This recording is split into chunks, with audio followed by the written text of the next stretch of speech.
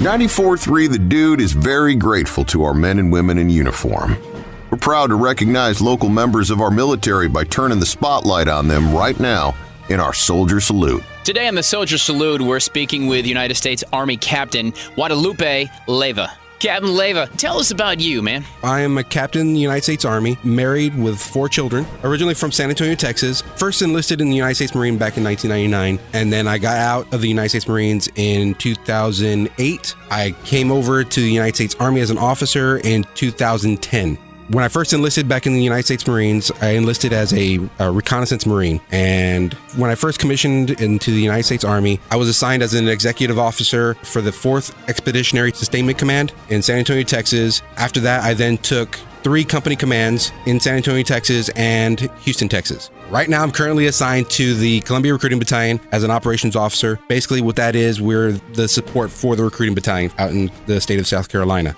So, Captain, what got you fired up in 1999 to first join the military? I originally had an inkling because my father did serve in the United States Army. But when I was a kid, I really didn't know what the military was. One of my buddies actually helped recruit me into the United States Marines. That's where I first enlisted back in 1999 as a reconnaissance Marine. How did he recruit you himself? My buddy originally recruited me into the United States Marines, and basically he just said, hey, I'm going to join the Marines. And I was like, you know what? Fine, I'll do it too. You know, I had really nothing going on in my life. I was a troubled kid. I actually did get arrested a couple times. So I found this as a good positive way to get out of that stuff and pretty much further my career. Did you plan on it being a career when you first signed up to the Marines? You say, you know what, I'm going to do a stint and kind of get my bearing and go from there. Actually, no. I had no idea what the military was. I was just kind of signed the paperwork and they shipped me off to, good old MCRD in San Diego, California. And I quickly found out what the Marines were and what the military was. So, Captain, you said your father had been in the military as well. What did you say to your mom and your dad when you came home and said, you know what? I'm going to be one of the few and the proud. I'm going to be a Marine. And what was their reaction? My mom, just like pretty much any other mom in the world, when their kid comes up and says, hey, I'm going to join the military, was not too happy with me. Pretty much, she yelled at me and cussed at me a couple times,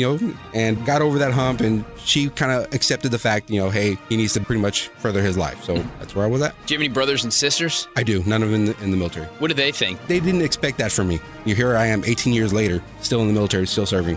Looking back on that decision you made 18 years ago when your buddy said, come on with me, good, bad, what do you think of that decision now? I actually love the decision. I love the fact that he did recruit me. Funny story, he didn't even stay in. He did about 4 years and got out. Here I am, 18 years later.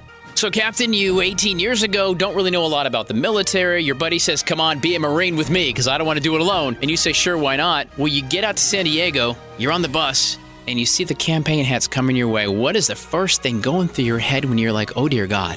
Why did I do this? That was my first reaction.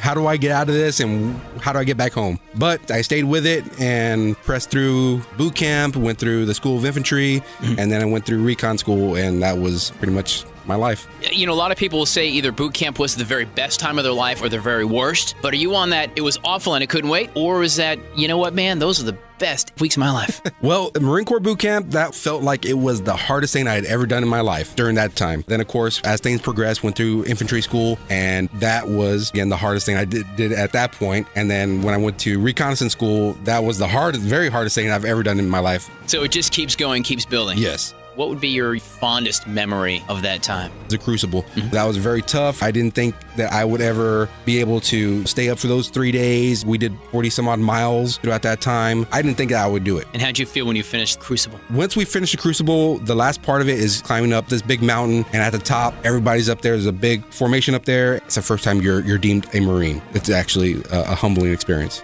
So, Captain, tell me about your deployments. I understand there's been 3 of them in your service to our country. Correct, yes. I originally went in the invasion to Iraq. I was a radio man in a reconnaissance unit there with 2nd Force. On my last deployment, I was a assistant team leader, and I was a demolition expert. What do you take away from the deployments? I take away the fact that we did a good part to help bring peace as much as we could to that country. The positive side, we actually did humanitarian missions where we actually gave back and helped build buildings and schools and peacekeeping type missions as well. That was my thing, is we actually got to help out the country. So, Captain, I understand in your service to this country, your 3 deployments at one point, you were, as you said, you got blowed up.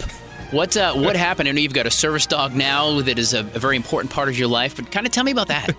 Yes, I have been blown up twice while I was in Iraq the last time. And from that, I did sustain an injury, which was a traumatic brain injury. And for that, I got my service dog, Cammy, to help me with my sensory deprivation. Right. Tell me the circumstances around the last injury. The last one, we were driving in a vehicle, and all of a sudden, you hear a big loud boom. And that kind of rattled us, moved the truck a little bit. And yeah, I did sustain a head injury with that. And after my last deployment, I actually got out of the Marine Corps because I wanted to see how the other half lived, which is why I came over to the officer side of the house. But during that time when I was out of the Marine Corps, I actually started going through the VA, and they helped me get my service dog. Her name is Cammy. She actually helps me keep me in line so I'm not veering off to the left and veering off to the right. She keeps me on a straight path. How important service dogs play into you and other guys who have been through something similar? My service dog, Cammy, she plays a big part in my life. She not only keeps me in line, but she actually helps me therapeutically. She helps me in that fashion as well. She's a good service dog. And she also helps everybody in the recruiting battalion as well. Everybody in the office tends to feed her. They all give her their lunch. So she a portly little dog? She is. She is a very portly little dog.